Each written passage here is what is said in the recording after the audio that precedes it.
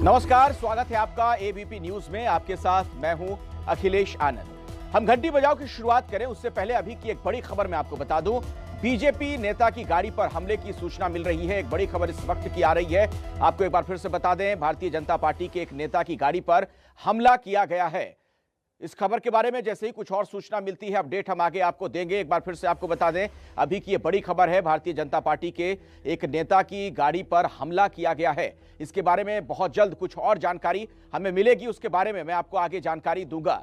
Bharatiya Janata party के ये नेता बताए जाते हैं जिनकी गाड़ी पर हमला किया गया है। और ये देखिए, तस्वीरें भी सामने आनी शुरू हो चुकी हैं।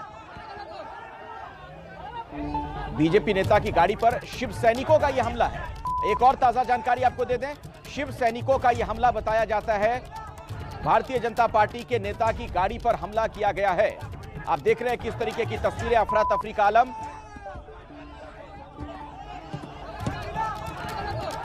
यह मुंबई की घटना है। बीजेपी के नेता मोहित कंबोज उनका नाम, जिन पर हमला किया गया है। शिव सैनिकों पर हमले का यह आरोप लगा है। बीजेपी के नेता की गाड़ी पर शिव सैनिकों ने हमला किया।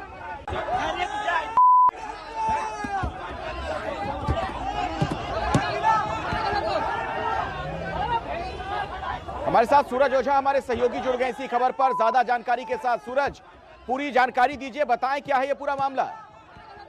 देखिए अखिलेश, ये मोहित कंबोज अपने एक मित्र गए थे और उस टाइम से जब वो रिटर्न आ रहे थे, वापस आ रहे थे, उसी बीच उनकी गाड़ी कलानगर के पास रुकी, जहां पर कुछ शिव सैनिकों ने उनकी गाड़ी को घेर लिया और उनकी गाड़ी पर सीधे हमला करना शुरू कर दिया। लेकिन एक राहत की बात ये थी कि उस समय जिस समय ये हमला हो रहा था, उस वक्त मुंबई पुलिस के जवान आसपास ही मौजूद थे और सारे जवानों ने मिलकर बाकी लोगों को रोका और वहां जैसे ही थोड़े सा एक स्पेस मिला, उस स्पेस का फायदा कर मोहित कंबोज की गाड़ी के ड्राइवर ने गाड़ी को उस इलाके से निकाल दिया। तो एक जो बहुत बड़ा हादसा हो सकता था वो टल चुका है। लेकिन ये काफी गंभीर बात है कि बीजेपी के एक नेता के ऊपर इस तरह से हमला किया गया। जी देखिए, मामला इसलिए बड़ा हो जाता है क्योंकि शिवसेना वहां सरकार में है, सत्ता में है, और उनके पार्टी के लोग अगर इस तरीके की गुंडागर्दी करेंगे तो जाहिर तौर पर सवाल खड़े होंगे कि क्या प्रशासन की भी इसमें मिली भगत है। जी बिल्कुल, जो महाराष्ट्र के विधान परिषद के विरोधी पक्ष नेता है, उन्होंने भी रिएक्शन दिया है और ये बताया है कि अगर महाराष्ट्र में शिवसेना की सरकार है, लेकिन और शिवसेना के जो मुखिया हैं वो खुद महाराष्ट्र के मुख्यमंत्री हैं और उनके घर के पास जो शिव सैनिक जमा है वो इस तरह का उत्पात मचाएंगे, गाड़ियों पे हमला करेंगे, वो भी बीजेपी के एक नेता के ऊपर जो कि विरोधी पक्ष में है, तो इससे गंभीर बात और कोई हो नहीं सकती। ऐसे में अब सवाल उठना शुरू होते हैं कि महाराष्ट्र में, खासकर मुंबई में, क्या लॉ एंड ऑर्डर सही तरीके से चल रहा है। तो बीजेपी काफी आक्रामक है और बीजेपी का मानना है कि कहीं ना कहीं लॉ एंड ऑर्डर का इशू हो सकता है और शिवसेना को अपने लोगों को नियंत्रण में रखना चाहिए। बिल्कुल सूरज, आप इस खबर पर नजर बनाकर रखें। जैसे ही कुछ और अपडेट होगा आप हमें बताइएगा, दर्शकों तक वो पूरी जानकारी भी हम आगे पहुंचाएंगे। और वक्त हो गया है आपके पसंदीदा शो घंटी बजाओ का, जो जनता की आवाज है। आज घंटी बजाओ में हम जिस खबर की पूरी पड़ताल आपको दिखाने वाले हैं वो आपके जिगर के टुकड़े से जुड़ा है, आपके मासूम बच्चों की जिंदगी से जुड़ा है। हम आप बड़े अरमानों के साथ अपने बच्चों को स्कूल में दाखिला उनका करवाते हैं ताकि उनकी जिंदगी संवर सके। लेकिन जरा सोचिए, अगर स्कूल प्रशासन की लापरवाही से बच्चे की जान चली जाए तो किसी के लिए भी भला इससे बड़ा सदमा क्या हो सकता है। दिल्ली से सटे गाजियाबाद में जिस तरह एक मासूम की स्कूल बस में मौत हो गई, उसने देश भर के मां बाप को गमजदा कर दिया है। हम सभी की चिंताएं बढ़ गई हैं। सवाल इस सिस्टम और प्रशासन से है कि आखिर लापरवाही वाले ये स्कूल बस बिना ब्रेक कैसे सड़कों पर भाग रहे हैं। आपकी आंखें खोलने वाली घंटी बजाओ की ये रिपोर्ट देखिए और 8422840000 पर घंटी जरूर बजाइए। गाजियाबाद के मोदी नगर में एक दर्दनाक हादसा हुआ जिसमें एक चौथी क्लास के बच्चे की दर्दनाक मौत हो गई।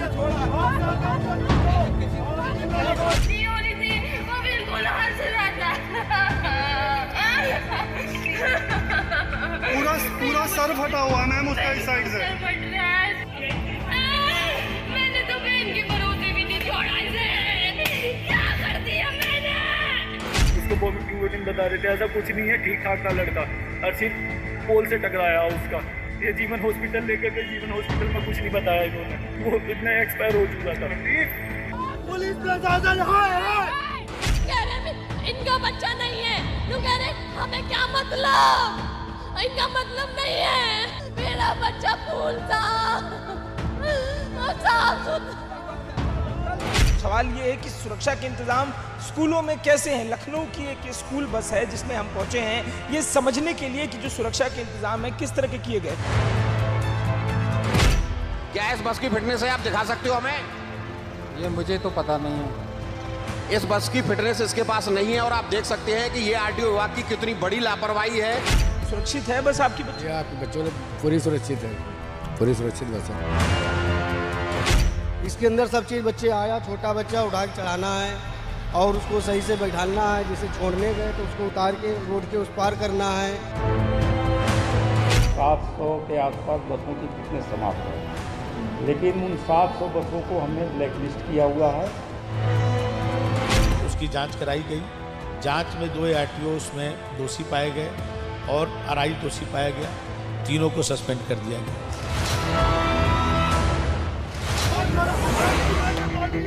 सवाल ये नहीं कि सरकार और प्रशासन अब क्या कर रहा है, सवाल ये है कि अब तक क्या किया और नहीं किया तो क्यों नहीं किया। आखिर क्यों हर बार सिस्टम की नींद तभी खुलती है जब किसी की जान चली जाती है।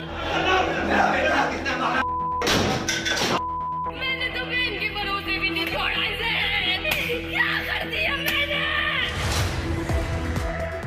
उत्तर प्रदेश के गाजियाबाद में एक मासूम की दर्दनाक मौत ने पूरे देश को झकझोर दिया।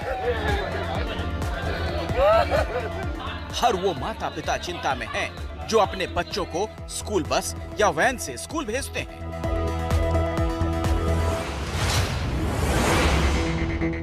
ये वही बस है जिसमें 11 साल का अनुराग स्कूल जा रहा था, लेकिन स्कूल पहुंचने से पहले ही वो दुर्घटना हो गई जिसके बारे में सोचकर कोई भी सिहर जाए। बस की जिस सीट पर अनुराग बैठा था वहां खून जम चुका है। बस की जिस खिड़की से उसका सिर बाहर निकला वहां भी खून के धब्बे साफ नजर आ रहे हैं। खिड़की का शीशा चकनाचूर हो चुका है। स्कूल प्रबंधन के मुताबिक अनुराग को उल्टी आई, इसीलिए उसने सिर खिड़की से बाहर निकाला, तभी उसका सिर एक खंभे से टकरा गया। वहीं परिवार इस दुर्घटना के लिए स्कूल और बस ड्राइवर की लापरवाही को जिम्मेदार मान रहा है। सर, हमारा बच्चा सुबह ठीक ठाक आया, गाड़ी में बैठ कर आ रहा था। गाड़ी में बैठ कर आने के बाद में यहाँ पे ये बता रही कि उसने सिर बाहर निकाला पोल से, उसको वोमिटिंग बता रहे थे। ऐसा कुछ नहीं है, ठीक ठाक था लड़का, और सिर्फ पोल से टकराया उसका। ये जीवन हॉस्पिटल लेकर गए, जीवन हॉस्पिटल में कुछ नहीं बताया इन्होंने, हम लोगों को ऐसी परेशान कर रहे। अब पहुंचे हैं तो जाके जो है वो इतना एक्सपायर हो चुका था। गाजियाबाद की तरह ही गुरुग्राम में भी एक मासूम की मौत ड्राइवर की लापरवाही के कारण हुई। 4 साल के सिद्धार्थ को जिस वैन ने घर के बाहर छोड़ा वही वैन उसे कुचलते हुए आगे बढ़ गई। इन दोनों ही मामलों में बच्चों की जान जाने की सिर्फ एक वजह सामने आ रही है और वो है नियमों की अनदेखी और ड्राइवर की लापरवाही। लेकिन मासूमों की मौत के जिम्मेदार वो स्कूल और प्रशासन भी हैं जिन्होंने जानते बूझते बच्चों की जान खतरे में डाली। इसीलिए अभिभावक और लोग गुस्से में हैं।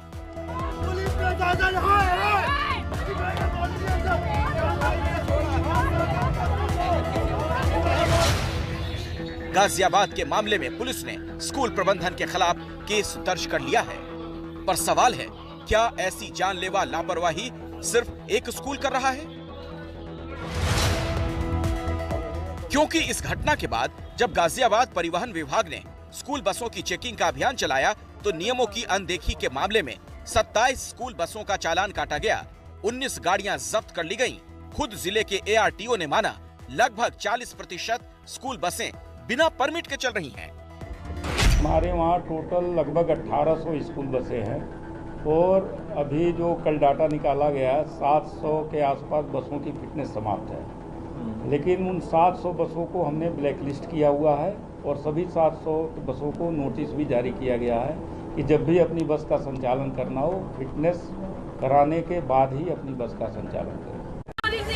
बिल्कुल लगा। स्कूली बच्चों की जान के साथ हो रहा ये खिलवाड़ सिर्फ गाजियाबाद तक सीमित नहीं है। ये तस्वीरें अमरोहा की हैं। गाजियाबाद की घटना के बाद जब यहाँ स्कूल बसों की चेकिंग हुई तो पहली ही बार में 20 स्कूली बसें चलने के लिए फिट नहीं पाई गईं। उनका फिटनेस सर्टिफिकेट एक्सपायर हो चुका था। फिर भी स्कूल बच्चों को लाने ले जाने के लिए इन बसों का इस्तेमाल कर रहे थे। कुछ ऐसा ही हाल इटावा में भी नजर आया। स्कूलों की छुट्टी के समय बसों और वैन की चेकिंग के दौरान कई गाड़ियों के चालान काटे गए। ये भी पाया गया कि बच्चों को लाने ले जाने के लिए ऐसी गाड़ियों का इस्तेमाल हो रहा है जिनमें LPG सिलेंडर लगे हुए हैं। तो अभी हमारे संज्ञान में कोई वाहन इस तरीके की नहीं आई है, और आती है तो उसके निश्चित रूप से उसके खिलाफ कार्रवाई की जाएगी और सारे स्कूलों में जा कर के इस तरह की वाहनों को चेक किया जाएगा। जो अनधिकृत हैं और विशेष रूप से जो LPG से संचालित हैं उनको बंद किया जाएगा। उत्तर प्रदेश के अलावा अलग अलग शहरों में नियमों को ताक पर रखकर चलने वाली इन स्कूल बसों के बारे में अभी भी पता नहीं चलता। अगर गाजियाबाद में 11 साल के अनुराग की मौत न होती। मुख्यमंत्री योगी आदित्यनाथ ने गाजियाबाद की घटना के बाद पूरे प्रदेश में स्कूल बसों की फिटनेस की जांच का आदेश दिया है। सवाल ये है, क्या ये जांच लगातार नहीं होनी चाहिए? अगर तमाम स्कूली बसें बिना फिटनेस सर्टिफिकेट के सड़कों पर चल रही हैं, तो इसके लिए जितने जिम्मेदार स्कूल हैं, उतना ही जिम्मेदार परिवहन विभाग भी। क्या आप जानते हैं देश भर में शैक्षणिक संस्थाओं से जुड़ी करीब 2 लाख से ज्यादा गाड़ियां हैं। भारत के 15 लाख स्कूलों में 26 करोड़ से ज्यादा बच्चे हैं। इनमें से 8 करोड़ 15 लाख शहरी इलाकों में है, यानी वो जो स्कूली बसों का इस्तेमाल करते हैं। अब आप सोचिए, इस तरह की लापरवाही कितने लोगों के लिए खतरनाक है। इसी खतरे की पड़ताल के लिए हमने यूपी के कई शहरों में बच्चों को ले जाने वाली बसों और वैन रियलिटी चेक किया है। नतीजा क्या निकला, देखिए।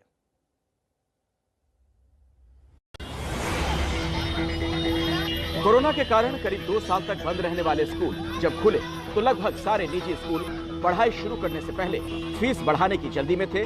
अगर आप अपने बच्चे को स्कूल लाने ले जाने के लिए स्कूल बस या वैन इस्तेमाल करते हैं तो उसके लिए अलग से फीस वसूली जाती है। लेकिन मोटी ट्रांसपोर्ट फीस के बाद भी कोई स्कूल न ही सुरक्षा की कोई गारंटी देता है और न ही इस बात पर कोई ध्यान ही देता है। इस वक्त हम मौजूद हैं प्रयागराज के सेंट जोसेफ कॉलेज के बाहर, जहां आप देख सकते हैं कि बड़ी संख्या में जो वैन है वो खड़ी हुई हैं, लेकिन ज्यादातर पर पीले रंग का वो भी नहीं लगा हुआ है, यानी पीले रंग से पुता होना चाहिए। और बच्चे देखिए किस कदर ठूस कर भरे गए हैं।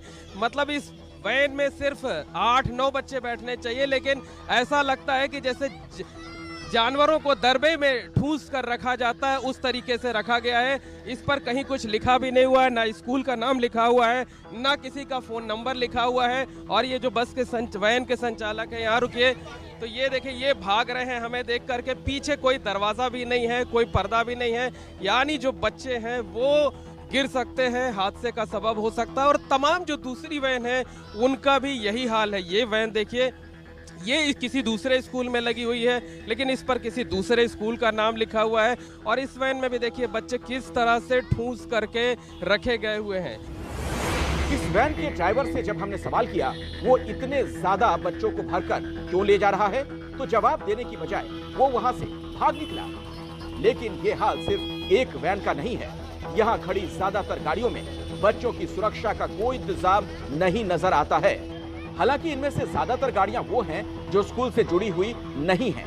लेकिन सवाल ये है कि ऐसी गाड़ियों में स्कूली बच्चों को लाने ले जाने की छूट कौन देता है? तो ज्यादातर स्कूलों के बाहर प्रयागराज में इसी तरीके का हाल देखने को मिलता है। और साफ तौर पर कहा जा सकता है कि बच्चों की जिंदगी और उनकी सुरक्षा के साथ खिलवाड़ किया जाता है और बच्चों की जिंदगी को खतरे में डाला जाता है। इस बारे में ना तो परिवहन विभाग एक्टिव नजर आता है, ना स्कूल अपनी जिम्मेदारी निभाते हैं, और ना ही जो वैन और बसों के संचालक होते हैं वो जिम्मेदारी निभाते हैं। हालांकि कुछ हद तक अभिभावकों की भी लापरवाही सामने आती है, जो इस तरीके के हालात में अपने बच्चों को स्कूल भेज देते हैं और उनकी जिंदगी को खतरे में डालते हैं। मथुरा में एबीपी न्यूज की टीम ने स्कूली बसों की पड़ताल की। इन बसों में बच्चे मौजूद थे, लेकिन जब ड्राइवर से फिटनेस सर्टिफिकेट मांगा गया तो ज्यादातर दिखा नहीं पाए। ये स्कूल बस है जो मसानी चौराहे से निकल रही थी, हम इनसे बात करेंगे। इस बस की फिटनेस है, पेपर है? पेपर है। फिटनेस है इसकी बस की, दिखाइए जरा।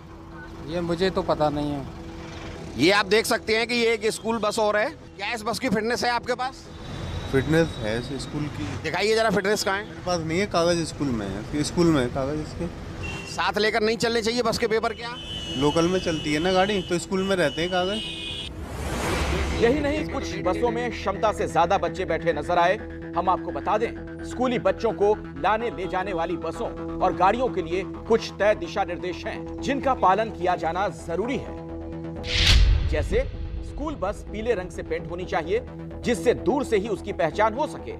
स्कूल बसों की खिड़कियों पर 3 सेफ्टी ग्रिल होना चाहिए, जिनके बीच की दूरी 7 इंच से ज्यादा ना हो। ऐसा इसलिए जिससे बच्चे सिर बाहर ना निकाल पाए।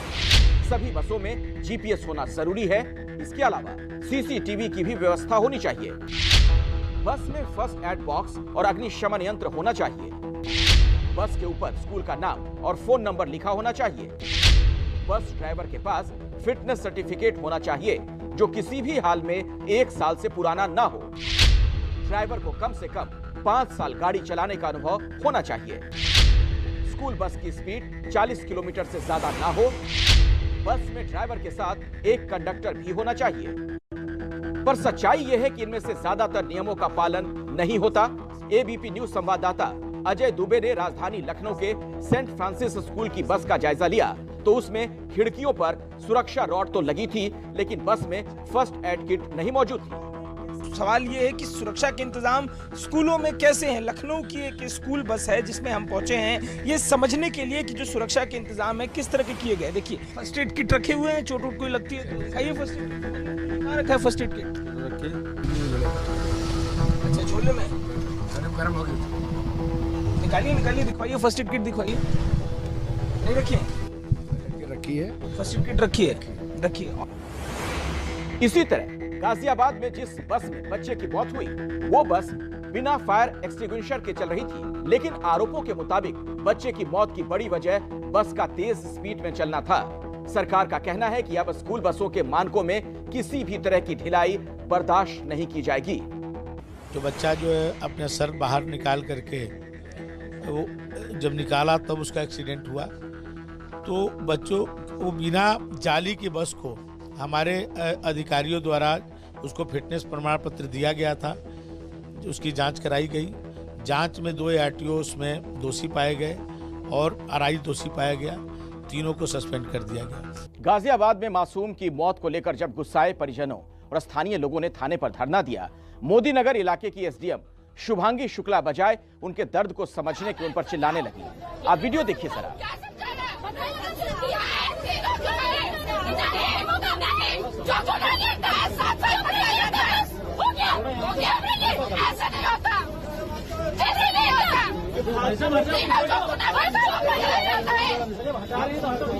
संवेदनहीनता देखिए जरा इस अधिकारी की, किस तरीके से मृतक के परिजनों से बात कर रही हैं, उंगली से इशारा करके धमकी देने वाले अंदाज में।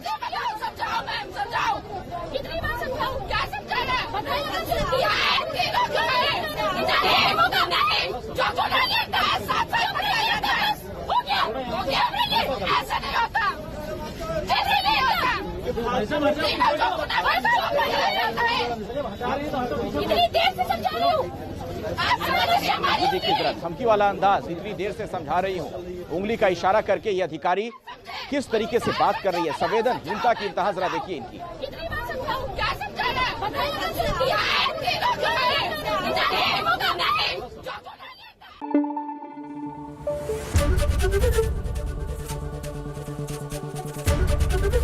एबीपी न्यूज आपको रखे आगे।